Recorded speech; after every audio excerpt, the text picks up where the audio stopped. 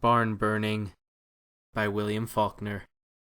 The store in which the justice of the peace's court was sitting smelled of cheese. The boy, crouched on his nail keg at the back of the crowded room, knew he smelled cheese and more. From where he sat he could see the rank shelves closed packed with the solid, squat dynamic shapes of tin cans whose label his stomach read, not from the lettering, which meant nothing to his mind, but from the scarlet devils and the silver curve of fish. This, the cheese which he knew smelled, and the hermetic meat which his intestines believed he smelled coming in intermittent gust, momentary and brief between the other constant one. The smell and sense just a little of fear, because mostly of despair and grief. The old fierce pull of blood. He could not see the table where the justice sat, and before which his father and his father's enemy, our enemy, he thought in that despair, our'n, mine, and his and both, he's my father, stood, but he could hear them, the two of them, that is, because his father had said no word yet. "But what proof have you, Mr. Harris?" "I told you the hog got into my corn. I caught it up and sent it back to him. He had no fence that would hold it. I told him so, warned him. The next time I put the hog in my pen. When he came to get it, I gave him enough wire to patch up his pen. The next time I put the hog up and kept it. I rode down to his house and saw the wire I gave him still rolled onto the spool in his yard. I told him he could have the hog when he paid me $1 pound fee. That evening a nigger came with $1 and got the hog. He was a strange nigger. He say to tell you wood and hay can burn. I said, what? That what he say to tell you, the nigger said. Wood and hay can burn. That night, my barn burned. I got the stock out, but I lost the barn. Where is the nigger? Have you got him? He was a strange nigger, I tell you. I don't know what became of him. But that's not proof. Don't you see that's not proof? Get that boy up here. He knows. For a moment the boy thought too that the man meant his older brother, until Harris said, "Not him, the little one. The boy." And, crouching, small for his age, small and wiry like his father, in patched and faded jeans even too small for him, with straight uncombed brown hair and eyes gray and wild as storm scud, he saw the men between himself and the table part, and become a lane of grim faces, at the end of which he saw the justice, a shabby, collarless, graying man in spectacles beckoning him. He felt no floor under his bare feet. He seemed to walk beneath the palpable weight of the grim, turning faces. His father, stiff in his black Sunday coat donned not for the trial but for the moving, did not even look at him. He aims for me to lie, he thought, again with that frantic grief and despair, and I will have to do hit. What's your name, boy? The justice said. Colonel Sartoris Snopes, the boy whispered. Hey, the justice said.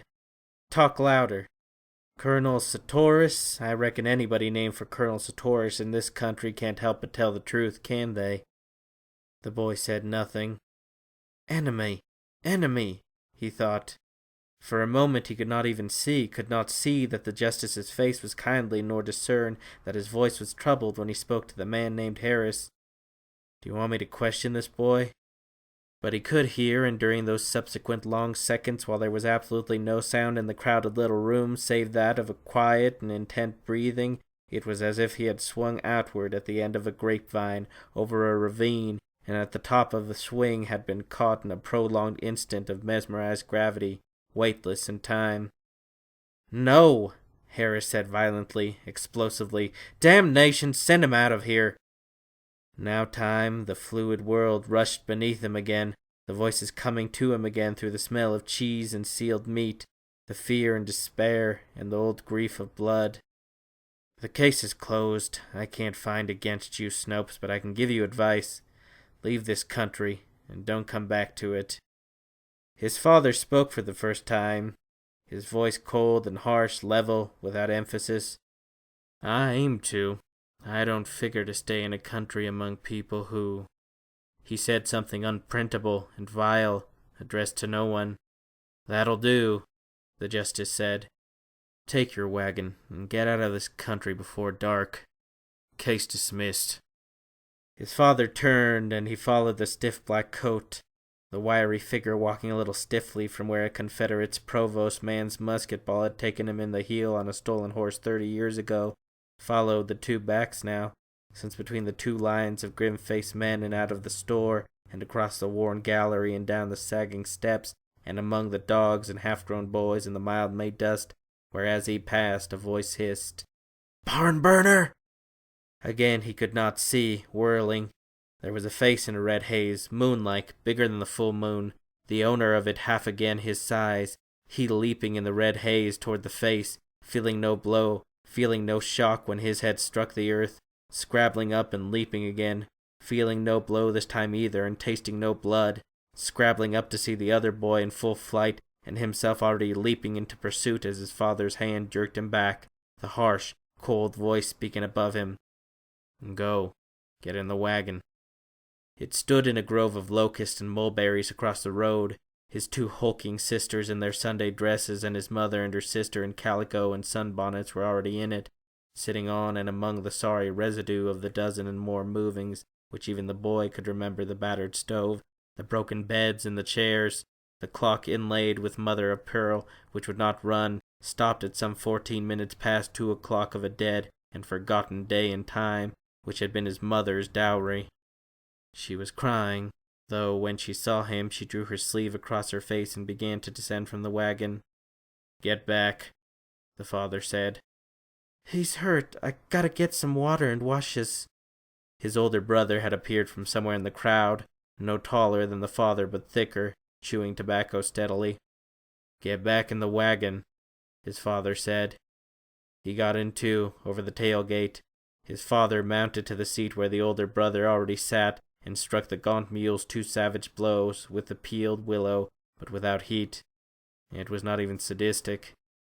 It was exactly that same quality which in later years would cause his descendants to overrun the engine before putting a motor car into motion, striking and reining back in the same movement.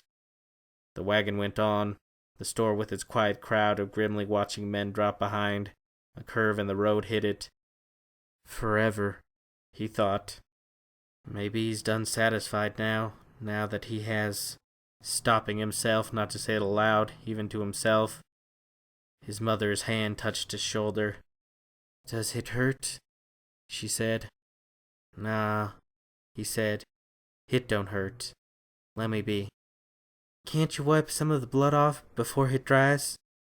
"I'll wash tonight," he said. "Let me be, I tell you." The wagon went on. He did not know where they were going.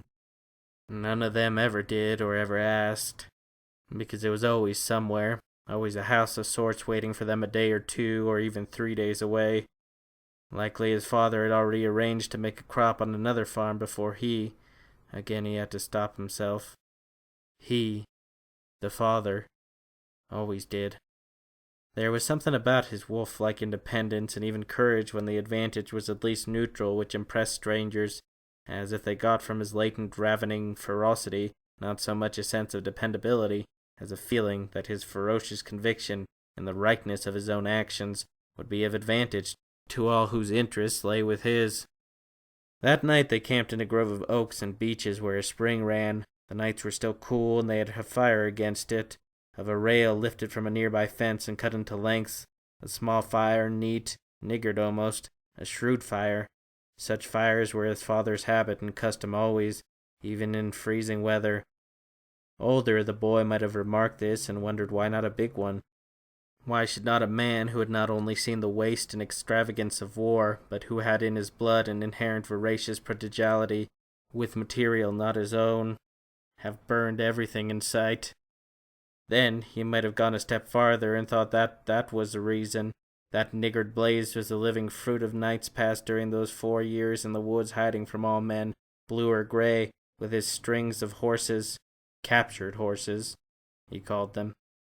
And older still, he might have divined the true reason, that the element of fire spoke to some deep mainspring of his father's being, as element of steel or powder spoke to other men, as the one weapon for the preservation of integrity.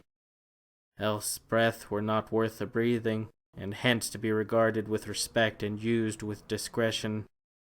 But he did not think this now, and he had seen those same niggard blazes all his life. He merely ate his supper beside it and was already half asleep over his iron plate when his father called him, and once more he followed the stiff back, the stiff and ruthless limp, up the slope and on to the starlit road where, turning, he could see his father against the stars, but without face or depth, the shape black flat and bloodless, as though cut from tin in the iron folds of the frock-coat which had not been made for him, the voice harsh like tin, and without heat like tin. "You were fixin' to tell him. You would have told him." He didn't answer. His father struck him with the flat of his hand on the side of the head, hard but without heat, exactly as he had struck the 2 mules at the store, exactly as he would strike either of them with any stick in order to kill a horsefly, his voice still without heat or anger. "You're getting to be a man. You gotta learn. You gotta learn to stick to your own blood, or you ain't gonna have any blood to stick to you. Do you think either of them, any man there this morning, would? Don't you know all they wanted was a chance to get at me, because they knew I had them beat, eh?" Later, 20 years later, he was to tell himself, "If I had said they wanted only truth, justice, he would have hit me again." But now he said nothing. He was not crying. He just stood there. "Answer me," his father said. "Yes," he whispered. His father turned. "Get on to bed. We'll be there tomorrow." Tomorrow they were there. In the early afternoon the wagon stopped before a paintless 2-room house identical almost with the dozen others it had stopped before, even in the boy's 10 years, and again, as on the other dozen occasions, his mother and aunt got down and began to unload the wagon, although his 2 sisters and his fathers and brother had not moved. "Likely hit ain't fittin' for hogs," one of the sisters said. "Nevertheless, fit it will, and you'll hog it and like it," his father said. "Get out of them chairs and help your ma unload." The 2 sisters got down, big, bovine, in a flutter of cheap ribbons. One of them drew from the jumbled wagon bed a battered lantern, the other a worn broom. His father handed the reins to the older son and began to climb stiffly over the wheel. "When they get unloaded, take the team to the barn and feed them."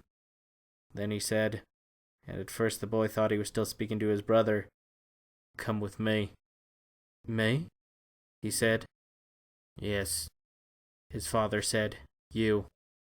"Abner?" his mother said. His father paused and looked back, the harsh level stare beneath the shaggy, graying, irascible brows. "I reckon I'll have a word with the man that aims to begin tomorrow owing me body and soul for the next 8 months. They went back up the road. A week ago, or before last night, that is, he would have asked where they were going, but not now. His father had struck him before last night, but never before had he paused afterward to explain why. It was as if the blow and the following calm, outrageous voice still rang, repercussed, divulging nothing to him save the terrible handicap of being young, the light weight of his few years, just heavy enough to prevent his soaring free of the world as it seemed to be ordered, but not heavy enough to keep him footed solid in it, to resist it and try to change the course of its events. Presently he could see the grove of oaks and cedars and the other flowering trees and shrubs where the house would be, though not the house yet. They walked beside a fence masked with honeysuckle and Cherokee roses, and came to a gate swinging open between 2 brick pillars, and now, beyond a sweep of drive, he saw the house for the first time, and at that instant he forgot his father, and the terror and despair both, and even when he remembered his father again, who had not stopped, the terror and despair did not return, because for all the 12 movings, they had sojourned until now in a poor country, a land of small farms and fields and houses, and he had never seen a house like this before. "It's big as a courthouse," he thought quietly, with a surge of peace and joy whose reason he could not have thought into words, being too young for that. They are safe from him.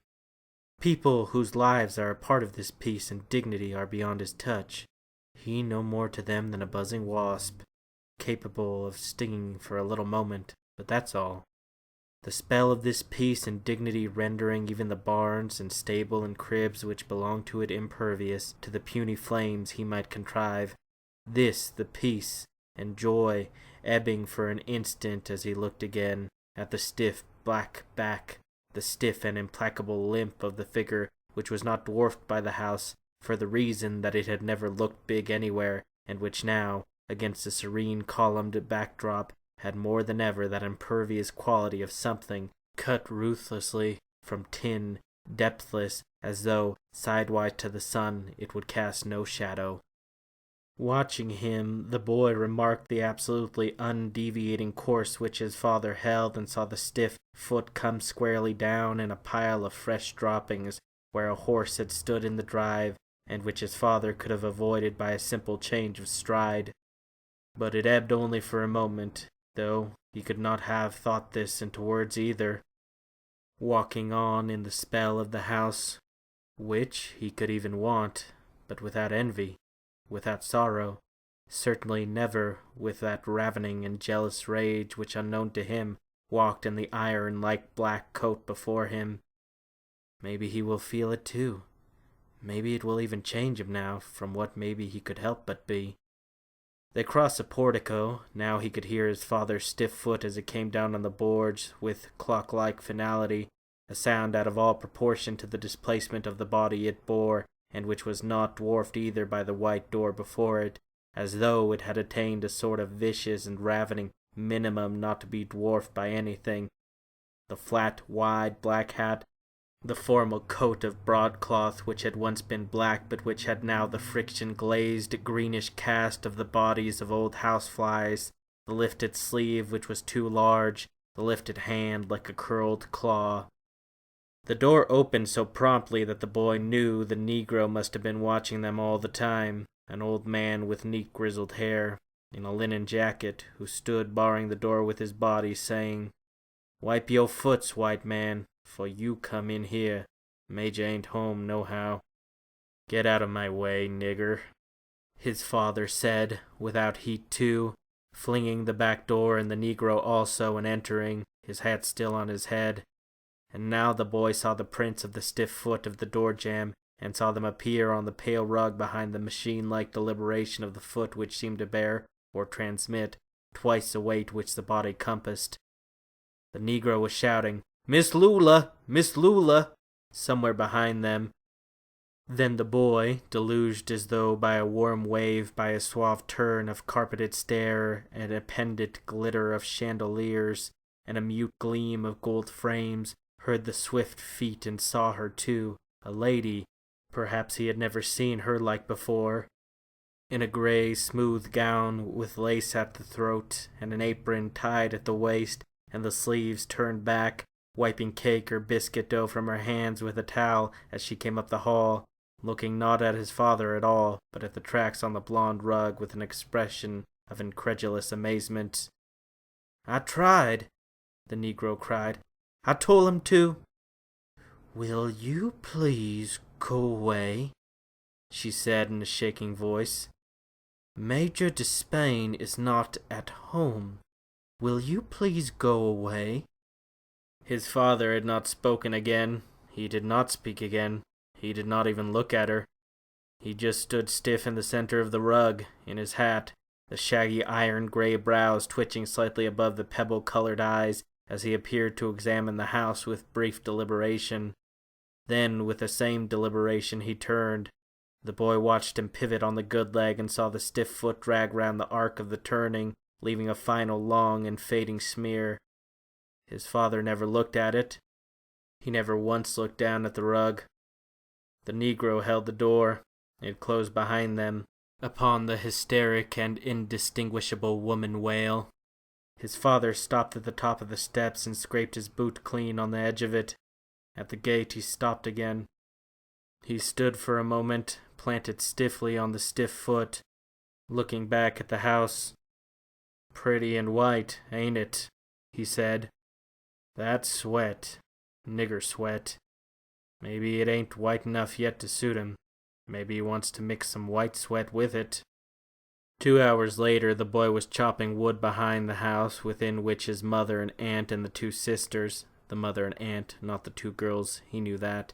Even at this distance, and muffled by walls, the flat, loud voices of the 2 girls emanated in incorrigible, idle inertia, were setting up the stove to prepare a meal, when he heard the hoofs and saw the linen-clad man on a fine sorrel mare, whom he recognized even before he saw the rolled rug in front of the Negro youth, following on a fat bay carriage horse, a suffused, angry face vanishing, still at full gallop, beyond the corner of the house where his father and brother were sitting in the 2 tilted chairs, and a moment later, almost before he could have put the axe down, he heard the hoofs again and watched the sorrel mare go back out of the yard, already galloping again.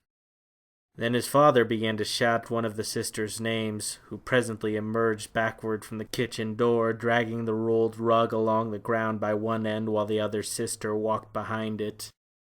"If you ain't going to tote, go on and set up the wash-pot," the first said. "You, satyr," the second shouted, "set up the wash-pot." His father appeared at the door, framed against that shabbiness as he had been against that other bland perfection, impervious to either, the mother's anxious faces at his shoulder. "Go on," the father said. "Pick it up." The 2 sisters stooped, broad, lethargic.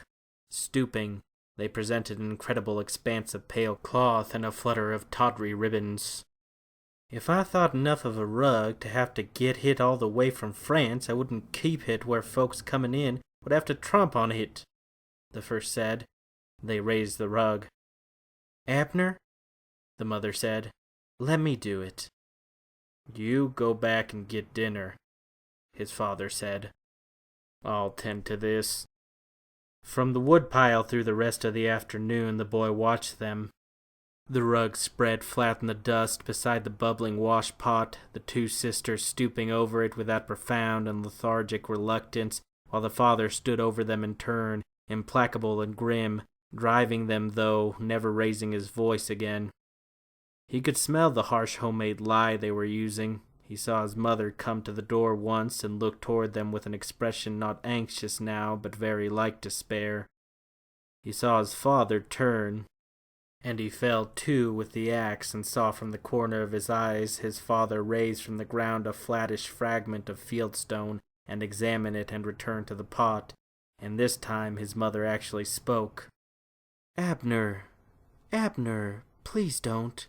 Please, Abner." Then he was done too. It was dusk. The whippoorwills had already begun. He could smell coffee from the room where they would presently eat the cold food remaining from the mid-afternoon meal, though when he entered the house he realized they were having coffee again, probably because there was a fire on the hearth, before which the rug now lay spread over the backs of the 2 chairs. The tracks of his father's foot were gone. Where they had been were now long, water-cloudy scoriations resembling the sporadic course of a Lilliputian mowing machine.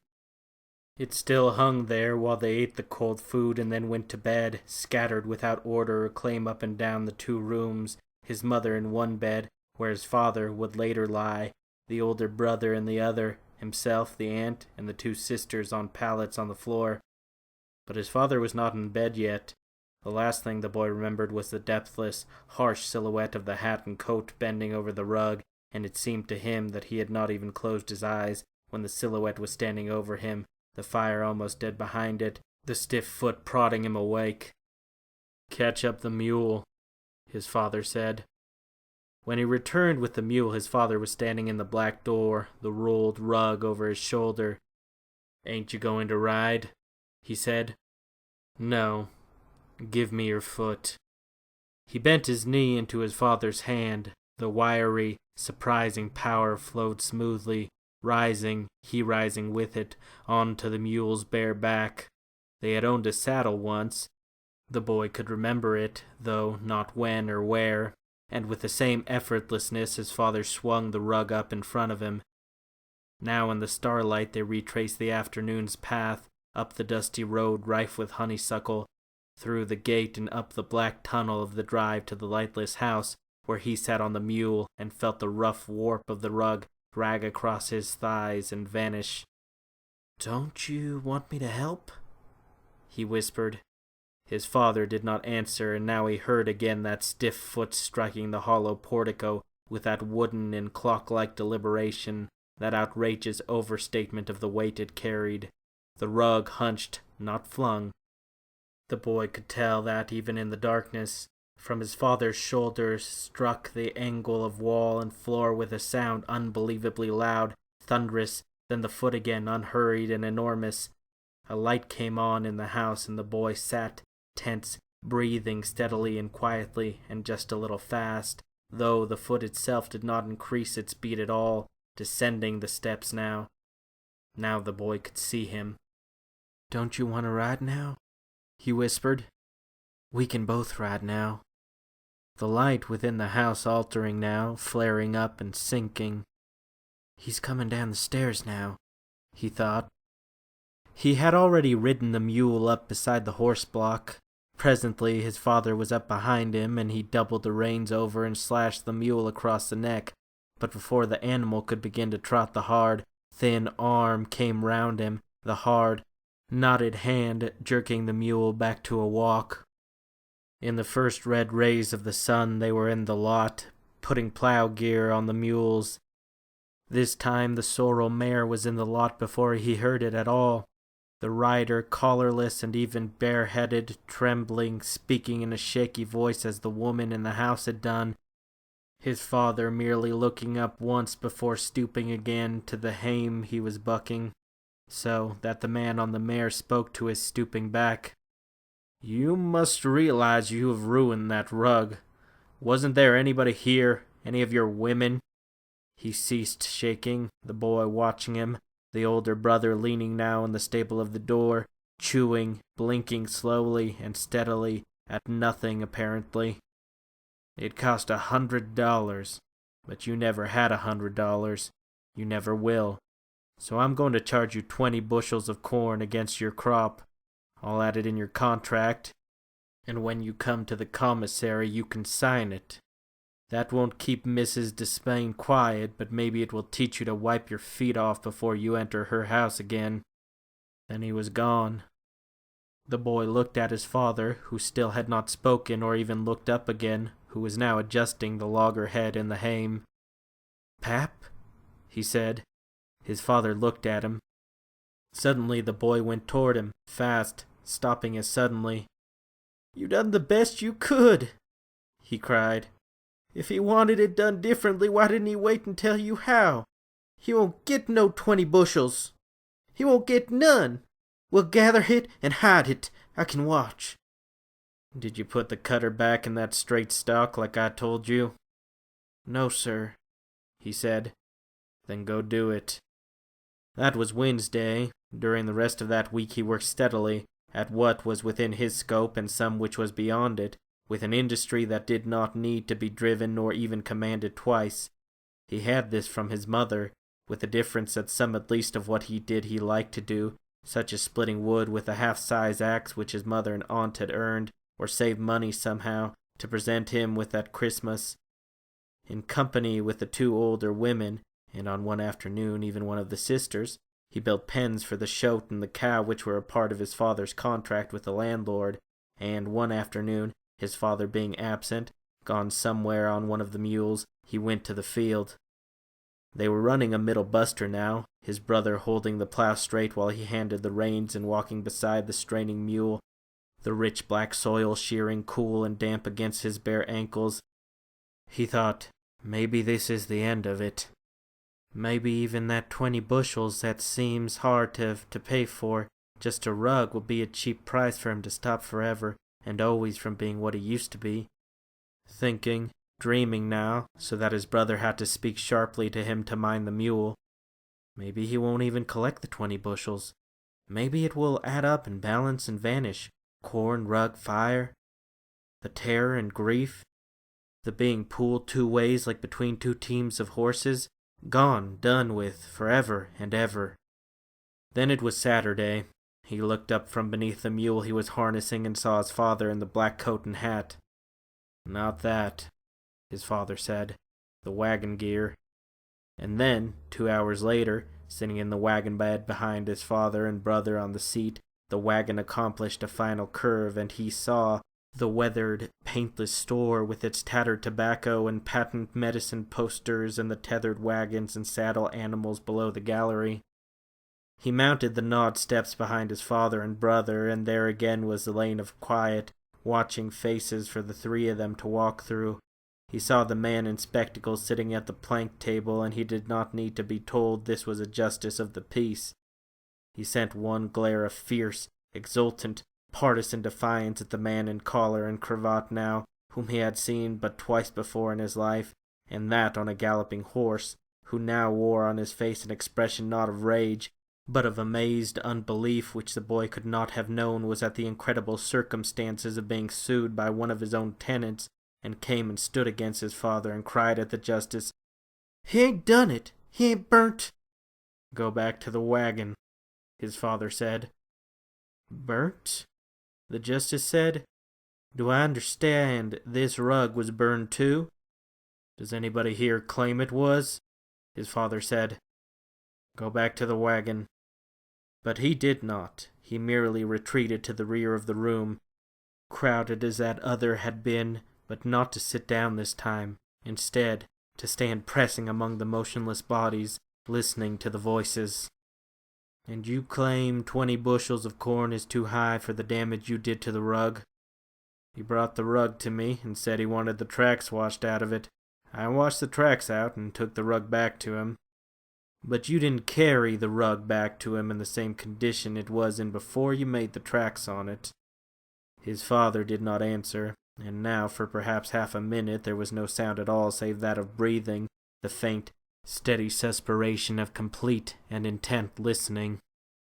"You decline to answer that, Mr. Snopes?" Again his father did not answer. "I'm going to find against you, Mr. Snopes.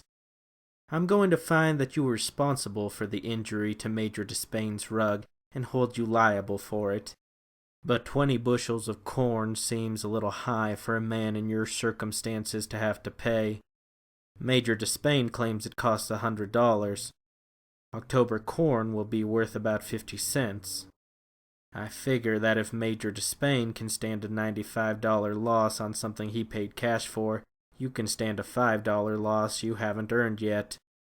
I hold you in damages to Major Despain to the amount of 10 bushels of corn over and above your contract with him, to be paid to him out of your crop at gathering time. Court adjourned." It had taken no time hardly. The morning was but half begun.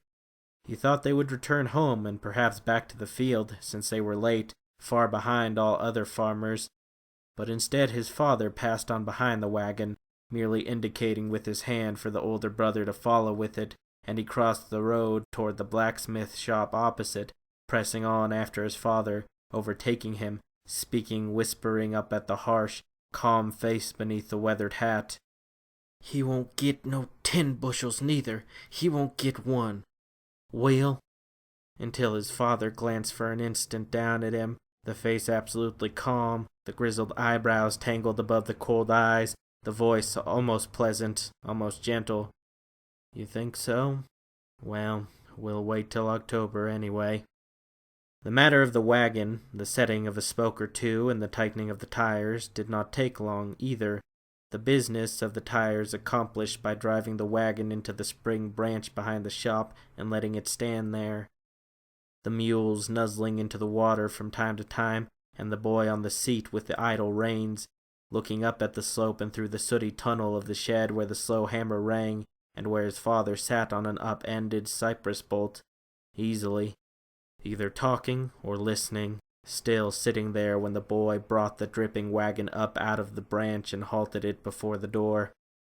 "Take them on to the shade and hitch," his father said. He did so and returned. His father and the smith and a third man squatting on his heels inside the door were talking about crops and animals. The boy, squatting too in the ammoniac dust and hoof parings and scales of rust, heard his father tell a long and unhurried story out of the time before the birth of the older brother even, when he had been a professional horse trader. And then his father came up beside him where he stood before a tattered last year's circus poster on the other side of the store, gazing rapt and quiet at the scarlet horses, the incredible poisings and convolutions of tulle and tights and the painted leer of comedians, and said, "It's time to eat." But not at home. Squatting beside his brother against the front wall, he watched his father emerge from the store and produce from a paper sack a segment of cheese and divide it carefully and deliberately into 3 with his pocket knife, and produce crackers from the same sack. They all 3 squatted on the gallery and ate, slowly, without talking. Then, in the store again, they drank from a tin dipper tepid water smelling of the cedar bucket and of living beech trees. And still they did not go home. It was a horse lot this time, a tall rail fence upon and along which men stood and sat, and out of which one by one horses were led, to be walked and trotted and then cantered back and forth along the road, while the slow swapping and buying went on, and the sun began to slant westward. They, the 3 of them, watching and listening, the older brother with his muddy eyes and his steady, inevitable tobacco, the father commenting now and then on certain of the animals, to no one in particular. It was after sundown when they reached home. They ate supper by lamplight. Then, sitting on the doorstep, the boy watched the night fully accomplished, listening to the whippoorwills and the frogs, when he heard his mother's voice. "Abner, no, no, oh God, Abner!" And he rose, whirled, and saw the altered light through the door where a candle stub now burned in a bottleneck on the table, and his father, still in the hat and coat, at once formal and burlesque as though dressed carefully for some shabby and ceremonial violence, emptying the reservoir of the lamp back into the 5-gallon kerosene can from which it had been filled, while the mother tugged at his arm until he shifted the lamp to the other hand and flung her back, not savagely or viciously, just hard, into the wall, her hands flung out against the wall for balance, her mouth opened, and in her face the same quality of hopeless despair as had been in her voice. Then his father saw him standing in the door. "Go to the barn and get that can of oil we were oiling the wagon with," he said. The boy did not move. Then he could speak. "What?" he cried. "What are you—" "Go get that oil," his father said. "Go." Then he was moving, running outside the house toward the stable. This the old habit, the old blood which he had not been permitted to choose for himself, which had been bequeathed him willy-nilly, and which had run for so long, and who knew where, battening on what of outrage and savagery and lust, before it came to him. I could keep on, he thought. I could run on and never look back, never need to see his face again. Only I can't. I can't. The rusted can in his hand now, the liquid splashing in it as he ran back to the house and into it, into the sound of his mother's weeping in the next room, and handed the can to his father. "Ain't you going to even send a nigger?" he cried. "At least you sent a nigger before." This time his father didn't strike him. The hand came even faster than the blow had.